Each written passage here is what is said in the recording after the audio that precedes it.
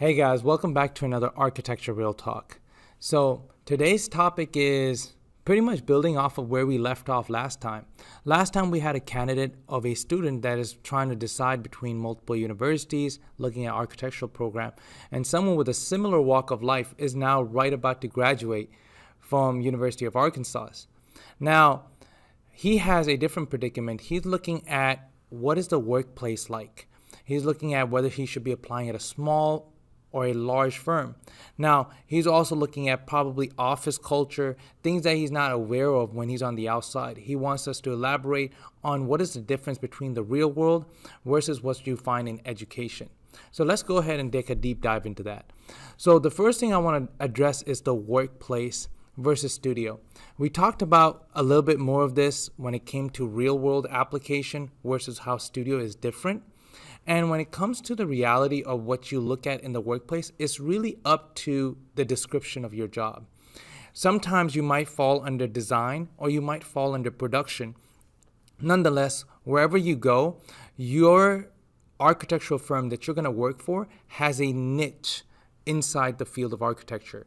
You'll have a firm that primarily designs hospitals. You'll have a firm that designs primarily theaters, right? It is your job to seek out the type of work that you want to do in the future. I would always say that if you want to hone your skills in detailing, you want to seek out a firm that is heavier in production and it has nice detail. Like Herman Miller, for example, has a really, really nice repertoire of great detailing. You can also look at firms like HOK if you want to go towards design. Right? If you want to get a good mixture of the two, you can look at Morris Architects, for example. There's multiple renowned architectural firms that specialize both in design and detailing. So it really is where you want to take your field to.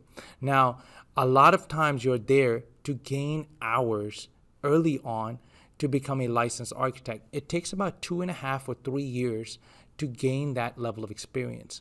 You want to be able to switch into multiple project roles and acquire this experience in multiple fields within architecture. For example, project management being one field. You can be looking at programming or schematic design, different phases of designs, right?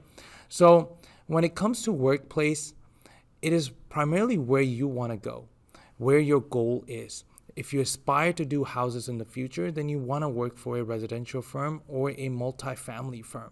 So understand architecture in a much broader sense before you go to your own practice. Now, another thing I wanted to look at is a project walkthrough. What does a project do the moment it enters into a firm? Majority of the time, the client speaks solely to the owner of the firm. It's only speaking to the architect, right? The person who's probably stamping the drawings too. So once the project enter into the office, it is in direct communication with the design team. It looks different in a small office versus a larger office, and we'll discuss that as we go into the next topic. But pretty much it enters the design team, and then the design team has 2 to 3 weeks to pretty much dish out a design or a concept or a conceptual idea of what the project would be like. This is not as thorough as what we will do in a studio. This will be pretty much looking at it in terms of a programmatic analysis. You're looking at just pretty much how the opportunities of exploiting different spaces in different areas. There's no solar study and wind study, not in a majority of the architectural firm sense. Then you move on to starting to coordinate and move the project towards one of the design teams or a project manager. A project manager under the production side of architecture is solely responsible for the project that he has been allotted.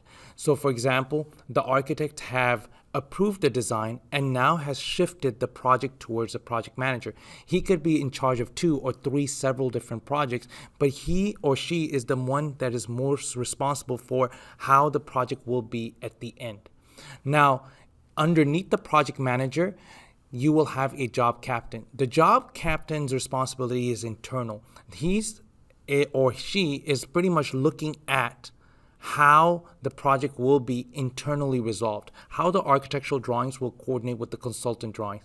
He's also cross-checking the drawings, and when it comes to the project manager, they're going out and communicating with the consultants. They have a lot more meeting with the consultants, making sure that the MEP is matching, structural is matching. We're also sharing Revit file, FTP files, however you end up coordinating with them.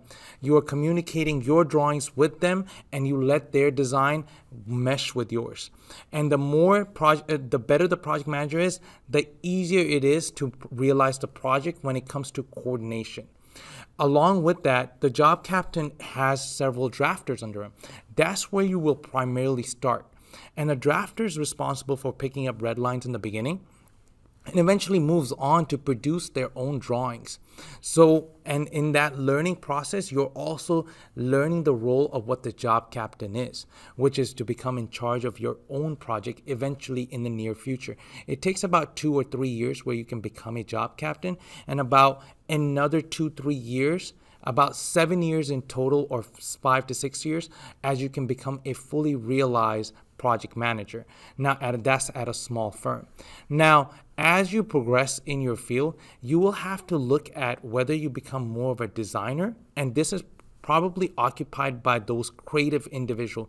These people, when we were talking about that got creative degrees in architecture offices, this is where you will let your architectural ability shine. If you have very unique ideas, they want to see that come about. Now, you might end up at a multifamily firm and you're just duplicating drawings, but nonetheless, the design team is still laying out fire exits, still looking at site restrictions, still looking at setbacks, and there's several things that you will look at, such as elevations and different area or district code or different cities or counties. So you will end up having those restrictions being reflected onto a previous design that's already done and is to be replicated. So you're not going to start any design in a firm pretty much off scratch. They already have a set recipe or a set formula, and you're just adding and tweaking the spices in it. Now, as I'm walking this project through, along the way, if you're in the production team, which is about 70% of the office, you'll end up meeting a quality consultant. Usually is a veteran, is a 30 plus years of experience. He might be even a spec writer. This person is in charge of how the project will come out of the office. They're the reputation holder of the office. They communicate directly with the owner of the firm. They also are never in contact with the client directly. They might coordinate with MEP structural on your behalf if some coordination is not being done by the project manager, and quality control pretty much kicks in and makes sure the project is delivered without having too many RFIs or having too many pretty much later changes or change orders on the project, right? So as the project progresses from the design team into a production team, which is the majority of the office, then it dishes out towards quality control. You're communicating that. And then you will be also sending out projects towards the city or the county that they need to be pretty much approved in. And as they get approved, you're working simultaneously on a different project. When it comes to small firms versus large firms, this is where you will vary in terms of interaction when it comes to this project walkthrough. So on a smaller firm, you're more involved with the design team, you're more involved, and you pretty much carry the project all the way through. You're slipping sheets one day, you're also at the same time drawings from scratch, you're also picking up red lines. You have a more role when it comes to learning a lot more about different fields within architecture. Like I mentioned before, you have project manager as a role, you have programming, you have schematic design, you have design development, you might be creating a civil package, you might be on site shadowing a project manager and understanding how to pick up what red flags are.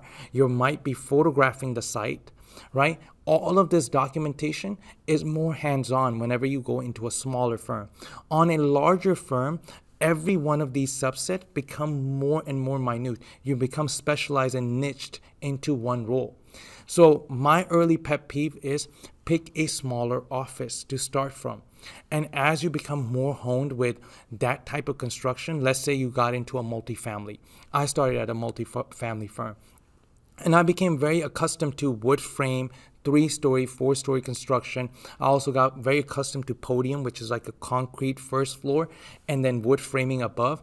And once you became accustomed to that style, and you understand how to go about producing that, right, in a medium to a small firm, you might want to branch out and go to HOK or Gensler just to understand steel and concrete. You might even go as far as to go into PBK, which is primarily an institutional building office. So you primarily are only building schools, institutions, museums. So you're only involved with concrete and steel construction.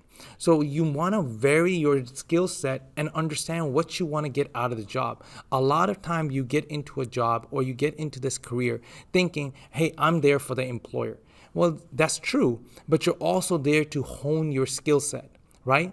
Another big aspect of your work environment is your office culture. You need to feel at home or a second home at the office.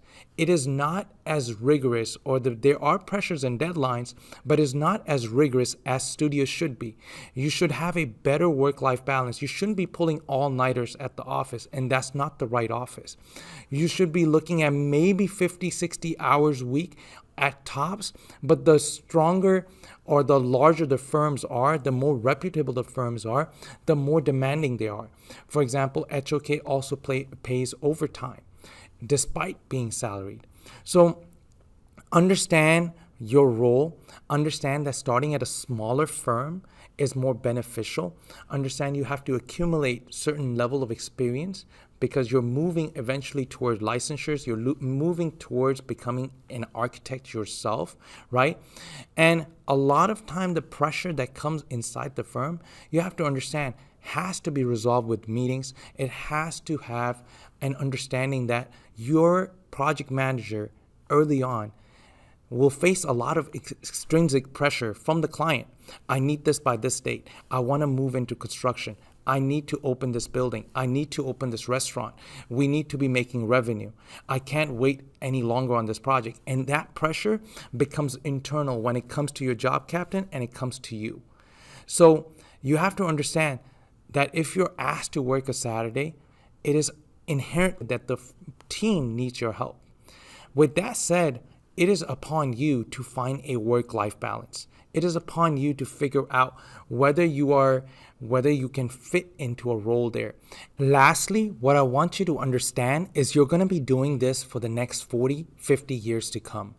If you're feeling burnt out within the 6-8 months of you working at this office, this is primarily not a right fit for you, or you need to communicate with your employer. A lot of times they have an understanding that you guys have to pay your due diligence. You have to go through the grunt and grind of being an intern. This is not the right personality of a boss. You want to be able to look at the fact that they're actually contributing to your growth. At the end of the day, if you're not growing, if you're not enjoying going to work, if you're not looking forward to your day-to-day activity, it's about time that you understand that that's not the field for you. It is okay for you to start switching workplace within the 2 or 3 years of you being there. Just because you understand that as you branch out into different offices, they'll have different means and methods and you'll learn faster. With that said, if you have any questions, please put them in the comments below and always continue to create, inspire. Follow for more content.